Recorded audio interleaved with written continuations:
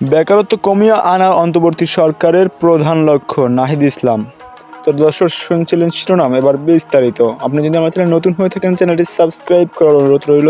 অবশ্যই আমাদের পাশে থাকুন সাবস্ক্রাইব করে। কর্মসংস্থান সৃষ্টির মাধ্যমে দেশের বেকারত্ব কমিয়ে আনা অন্তর্বর্তী সরকারের প্রধান লক্ষ্য বলে মন্তব্য করেছেন ডাক, টেলিযোগাযোগ, তথ্য প্রযুক্তি মন্ত্রণালয় এবং তথ্য ও সম্প্রচার মন্ত্রণালয়ের উপদেষ্টা মোহাম্মদ নাহিদ ইসলাম। রোববার ৬ অক্টোবর ডাক ও টেলিযোগাযোগ বিভাগের অফিস কক্ষে বাংলাদেশ জাপান ইন্টারন্যাশনাল কোঅপারেশন এজেন্সির জাইকা প্রধান প্রতিনিধি ইচিগুচি তোমোহিদের নেতৃত্বে প্রতিনিধি দলের সঙ্গে সাক্ষাৎকালে উপদেষ্টা একথা বলেন। ইচিগুচি তোমোহিদে বলেন, বাংলাদেশ তথ্য প্রযুক্তি খাতে বড় সম্ভাবনাময় দেশ, কিন্তু বাংলাদেশে তথ্য প্রযুক্তি খাতে ভালো চাকরির সুযোগ না থাকায় আমরা বাংলাদেশের নতুন চাকরির সুযোগ তৈরি করতে চাই। পাশাপাশি বাংলাদেশের এই সম্ভাবনাকে কাজে লাগাতে ১,০০০ তথ্য প্রযুক্তি প্রকৌশলকে প্রশিক্ষণ দিতে চাই। নাহিদ ইসলাম বলেন, কর্মসংস্থান সৃষ্টির বর্তমান সরকারের প্রধান লক্ষ্য,